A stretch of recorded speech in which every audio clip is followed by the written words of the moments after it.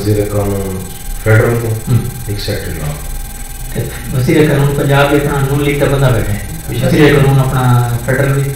नून league का बंदा बैठा। एक्शन कौन की चीज़ सियासतदान के खिलाफ एक्शन नहीं लेता, बैरिकेड है सेक्रेटरी लॉ नहीं सकता, सेक्रेटरी लॉ तो आप खड़ा है। हाँ पहले ज़फरुल्लाह खान है और जैसे मोहम्मद रज़ा खान है, तो वो भी ज़ाहिर नून लीग का जनाब इतना भाईजान कोई एक्शन कहने के खिलाफ हो वने तो सियासतदान को बैरिकेड हमेशा एक्शन दींदा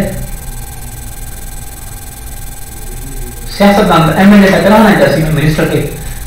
मैं एमपी के खिलाफ कार्रवाई करना या काउंसलर के खिलाफ कार्रवाई करा, उल्टा उनकी फेवर है जोसी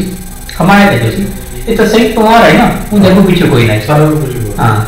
तारे को अगू पीछे हो गया जनाब, तारे खिलाफ कोई अपना